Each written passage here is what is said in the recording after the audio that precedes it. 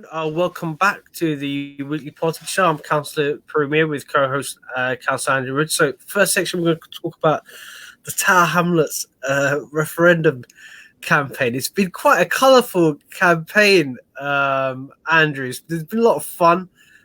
We've had a centenarian, I don't know what they call it, after octogenarian, is it centenarian, or someone who's over 100 years old? He was dragged into this. There was sort of like, does he support the mayoralty? Does he not? And then a video came out, and also there's been issues about what's been happening outside the polling stations as well. On a serious note, but yeah, it was quite a colourful campaign. It put Tower Hamlets back on the map. Andrew, what's your take on this campaign? I know you kind of like put a video out just before the referendum, and it got everybody discussing what's Andrew saying? What does he actually mean? But what's your take on the campaign? So it was a very interesting campaign because the liveliest part of the campaign, well, of all of the elections, was actually the referendum on whether to keep the mayor or go back to the leader system. And it generated a lot of passion and enthusiasm on social media especially, but also on the streets yesterday. So it did seem to be the topic that most people were interested in, rather than what's happening in terms of the mayoral election, whether it's going to be Sadiq Khan or Sean Bailey. I think maybe because people assumed that Sadiq Khan was going to win it by a landslide, even though that looks less likely today.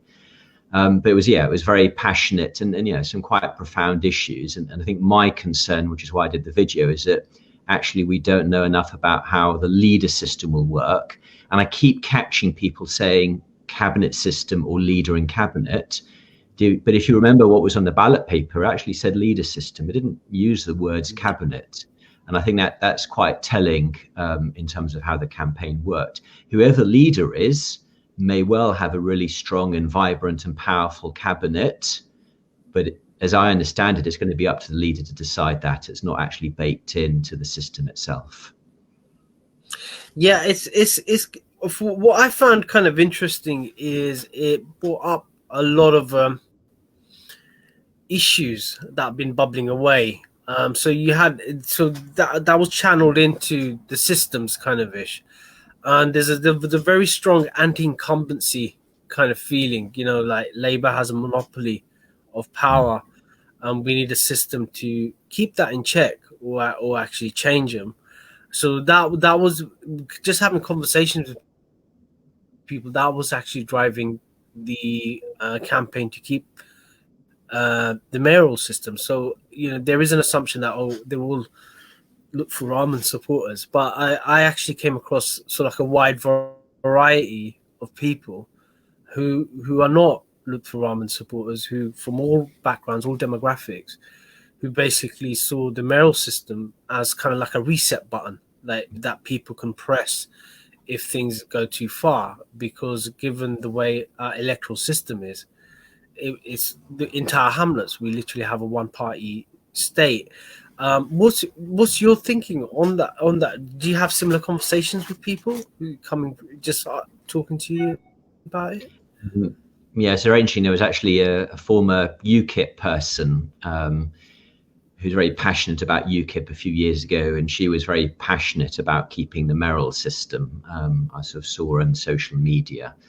So, it wasn't just Lutfur Rahman. There were other people as well, but also a lot of people, were concerned. And I think part of the problem is that, we weren't looking at this decision in isolation. It was also thinking about, does this mean that Lutfur Rahman can return? And obviously for some people, newer people who've arrived in Tower Hamlets more recently, it's like, well, who is he? We've never heard of this person before. So that added complexity as well. And I think that was the problem with it. I mean, I was actually concerned last year that if we were to have this referendum, it would be about John Biggs, and actually it turned out to be about Lutfur Rahman as a personality. Yeah. And I, in the end, voted based on principles. Gotcha.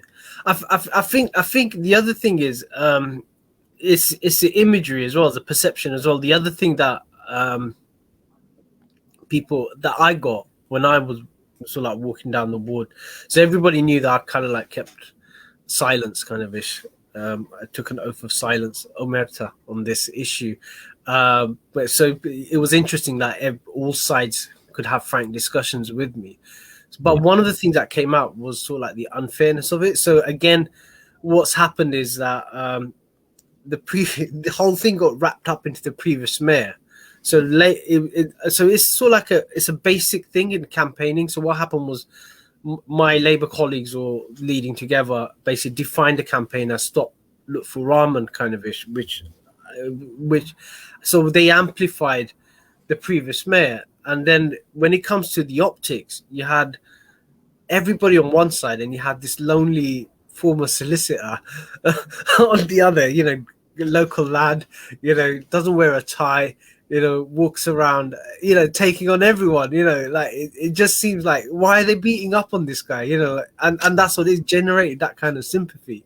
And it's interesting, I got this like text message from someone the night before, and he's completely non-political, he's a qualified lawyer, etc. And it was just like, this is so unfair, we need to stop it.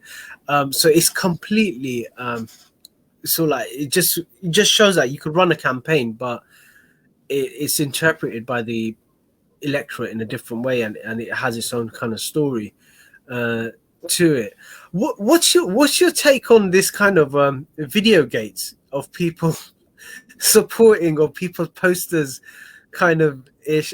I personally, I found it quite hilarious. And what was your take when sort of like, did they or did they not consent to their pictures? And then obviously you had people condemning the use of their pictures. Letters are being written to the chief executive, and then a video comes out. It just seems like a sketch from a movie. So there's a dedicated police team called the Special Elections Team in London, who basically focus on elections. And traditionally, Tower Hamlets generates, each sort of set of elections, roughly 2/3 of their work. So 30 London boroughs, but only one of them generates most of their workload. And I'm aware of at least 2, if not more, complaints that have gone into the police as well.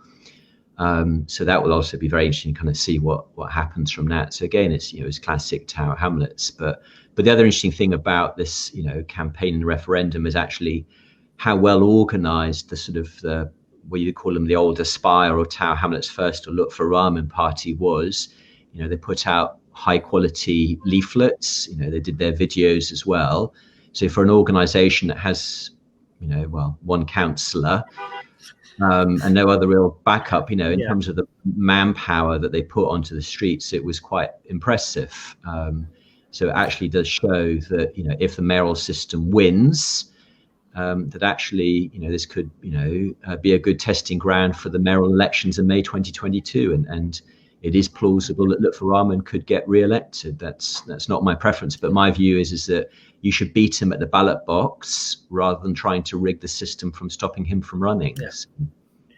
Well, it's kind of interesting. One of the things you were talking about, how well organized people outside mainstream parties are, and I think the reason is that the technology has basically is much easier now. You can buy off the shelf technological tools that allow, say, someone in a bedroom to run an similar operation to a national party.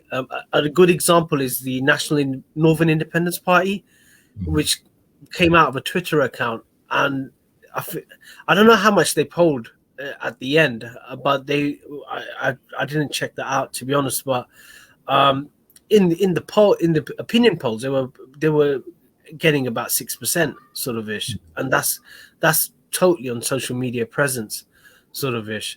So it just shows the sort of like the barrier of entry of entering politics is becoming lower and lower sort of ish, and it's much easier to organize.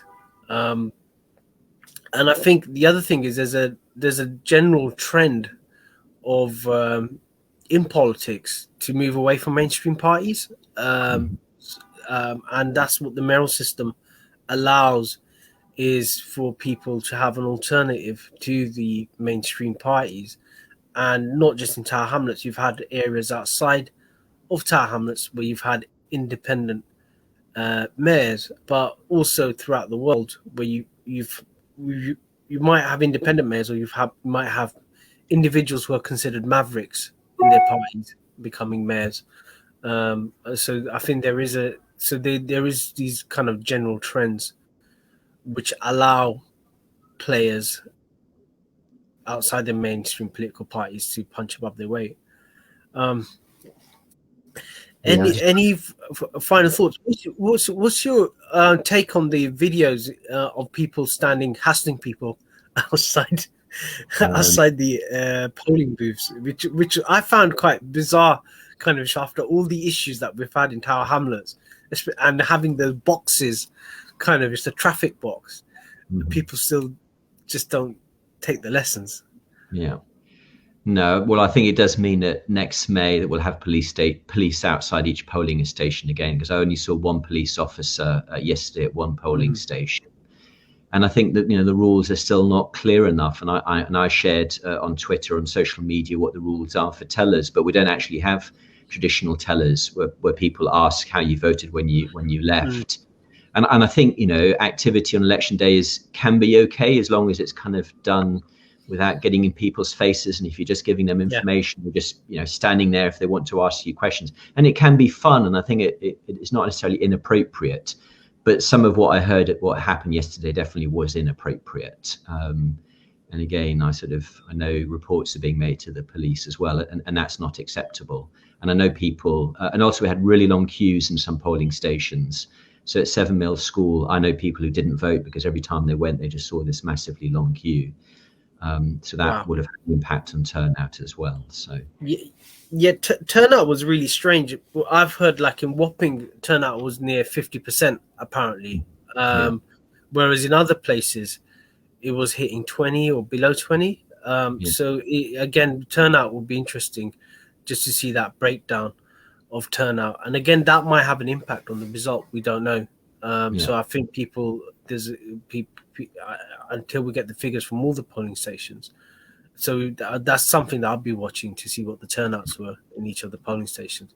We're going to go straight to a break. After the break, we're going to discuss what happens after the referendum, possible scenarios, possible results, possible scenarios. So Andrew and I are going to discuss it. So join us after the break.